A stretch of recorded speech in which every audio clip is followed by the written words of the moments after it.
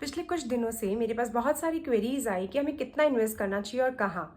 Specially ये queries उस population से आई जो या तो अभी अभी जॉब में आई है या फिर अपने करियर के बिल्कुल इनिशियल फेज में है और कम टाइम पे ज़्यादा रिटर्न कमाना चाहती है। तो मैं हूँ सीए रुचि गुप्ता और आज हम बात करेंगे financial planning for Gen Z generation. Financial planning को हमें दो पार्ट्स में डिवाइड करना चाहिए, एक सिक्योरिटी और एक रिटर्न। अगर हम सिक्योर ही नहीं होंगे तो जो इन्वेस्टमेंट हमने कर रखा है उसका बेनिफिट कौन उठाएगा। तो सिक्योरिटी के लिए सबसे इंपॉर्टेंट है टर्म इंश्योरेंस। मैं हर किसी को सजेस्ट करती हूँ कि फैमिली के हर मेंबर का, हर वर्किंग मेंबर का टर्म इंश्योरेंस ज़रूर होना चाहिए। टर्म इंश्योरेंस आपको एक एश्योरेंस देता है कि फ्यूचर में अगर भगवान ना करे कोई अनसर्टेनिटी हो भी जाती है तो आपकी फैमिली एटलीस्ट सिक्योर्ड रहती है। अब बात आती है कि कितना टर्म इंश्योरेंस होना ही चाहिए। तो जितनी आपकी एनुअल इनकम है उसका 20 टाइम्स आपको एटलीस्ट टर्म इंश्योरेंस ज़रूर लेना है। Why 20 times? ताकि अगर जस्ट इन केस कोई अनसर्टेनिटी हो जाती है तो 20 सालों तक आपकी फैमिली को कोई दिक्कत ना आए, जो लाइफस्टाइल उन्हें आप आज देते हैं वो अगले 20 सालों तक वो मेंटेन कर पाए। तो फर्स्ट इज टर्म इंश्योरेंस जो हर इंडिविजुअल को, हर वर्किंग पर्सन को लेना ही है। सेकेंड होता है हेल्थ इंश्योरेंस। जैसा कि आप जानते हैं कि अगर कोई मेडिकल इमरजेंसी आ जाती है तो एक मुश्त बहुत सारा पैसा चला जाता है। आजकल हॉस्पिटल के बहुत ही बड़े बड़े बिल्स होते हैं और अगर ये पैसा आपकी सेविंग से चला जाएगा तो आपको कितनी दिक्कतें उठानी पड़ सकती हैं। तो हेल्थ इंश्योरेंस अगेन बहुत ही इंपॉर्टेंट है हर पर्सन के लिए। तो मेरा मानना ये है कि आपको और आपके हर फैमिली मेंबर को एटलीस्ट 5 लाख का हेल्थ इंश्योरेंस कराना चाहिए।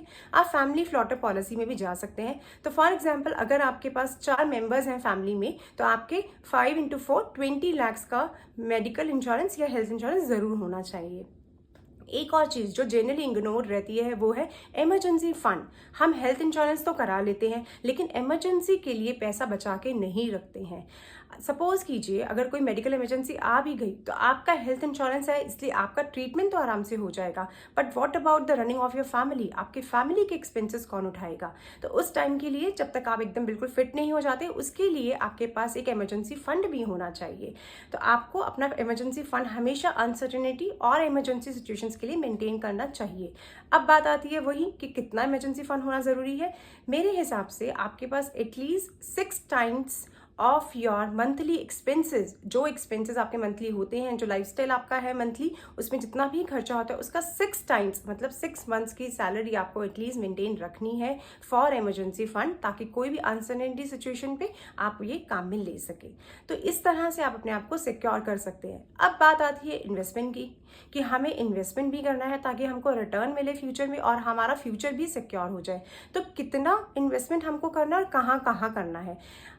मेरी रिसर्च के अकॉर्डिंग आपके पास 30% of your total annual salary आपको इन्वेस्टमेंट में करना ज़रूरी है ताकि आपके पास एक अच्छा अमाउंट हो फ्यूचर के लिए।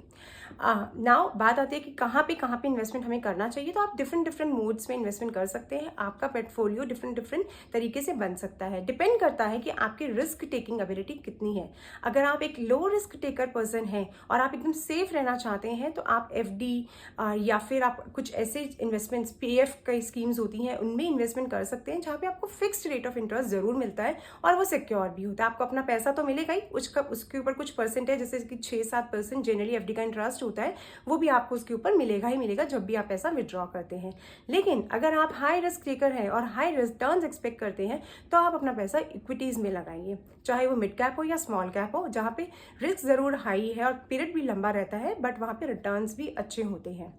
नेक्स्ट है कि अगर आप एक मॉडरेट रिस्क टेकर हैं और एवरेज करना चाहते हैं, रिस्क भी कम एवरेज हो और रिटर्न भी चाहे एवरेज ही मिल जाए, तो आप गोल्ड में इन्वेस्ट कर सकते हैं। लेकिन अगर आप ज्वेलरी लवर नहीं हैं और गोल्ड में सिर्फ इन्वेस्टमेंट पर्पज से इन्वेस्ट करना चाहते हैं तो मेरा सजेशन ये रहेगा कि आप ज्वेलरी में ना इन्वेस्ट करके सॉवरेन गोल्ड बॉन्ड्स में, जो कि गवर्नमेंट इशू करती है, उसमें इन्वेस्ट कीजिए। उसमें जो आपकी गोल्ड ज्वेलरी में एप्रिसिएशन आता है, गोल्ड प्राइजेस में एप्रिसिएशन आता है, वो इन पे भी आता है और उसके साथ साथ गवर्नमेंट इसमें 2.5% का इंटरेस्ट भी देती है। तो ये ज़्यादा बेनिफिशियल उनके लिए है जो गोल्ड एज एन इन्वेस्टमेंट देखते हैं। इसके अलावा आप बैलेंस एडवांटेज फंड में भी इन्वेस्ट करते हैं जो कि डेट और इक्विटी का कॉम्बिनेशन होता है और यहाँ पे भी एक स्टेबल रिटर्न मिलता रहता है आपको। At this point of time मैं आपको एक एडवाइस देना चाहूँगी कि अगर आप एक बिगिनर हैं या फिर आपके पास रिसर्च के लिए बहुत ज़्यादा टाइम नहीं है, तो आप म्यूचुअल फंड्स के थ्रू इन इन्वेस्टमेंट्स को भी कर सकते हैं, जो थोड़ी सी कंपैरेटिवली सेफर मानी जाती है, क्योंकि वहाँ पे एक पूरी एक्सपर्ट की टीम काम करती है। तो ये कुछ इन्वेस्टमेंट ऑप्शंस हैं जो कि आपको रिटर्न देगी फ्यूचर में। हमें एक और इम्पॉर्टेंट इन्वेस्टमेंट ऑप्शन को नहीं भूलना चाहिए, वो है एनपीएस, नेशनल पेंशन स्कीम। और इसमें आप सालाना 50,000 तक का इन्वेस्टमेंट कर सकते हैं, बट इसमें एक कैच है कि आप इसमें से विड्रॉल नहीं कर सकते जब तक आपकी एज 60 ईयर्स नहीं होती। देखा जाए तो एक अच्छी बात है, क्योंकि जब तक आप विड्रॉ नहीं कर सकते तो आपका पैसा डिपॉजिट और डिपॉजिट ही होता जा रहा है और उस पर इंटरेस्ट मिलता जा रहा है। तो ये आपको एक अच्छा फ्यूचर में इन्वेस्टमेंट दे सकता है, और ये वैसे भी रिटायरल बेनिफिट्स की तरह लोग इसमें इन्वेस्ट भी करते हैं। साथ ही साथ ये ना ही सिर्फ एक आपका इन्वेस्टमेंट ऑप्शन है, बट आपका टैक्स प्लानिंग ऑप्शन भी है, क्योंकि जब आप 80C की डिडक्शन लेते हैं तो ये over and above 80C deduction होता है, और इसमें आप 50,000 तक का इन्वेस्टमेंट करके बेनिफिट ले सकते हैं। तो ये कुछ ऑप्शंस मैंने बताए जो कि आप इन्वेस्टमेंट सोर्स की तरह यूज़ कर सकते हो। अगर आपको लगता है कि कोई और भी ऐसा मोड है जिसमें हम इन्वेस्ट कर सकते हैं, तो please do share with us. और भी अगर आपके कोई कमेंट्स या व्यूज़ हैं तो वो भी शेयर ज़रूर कीजिए। Till then, thank you.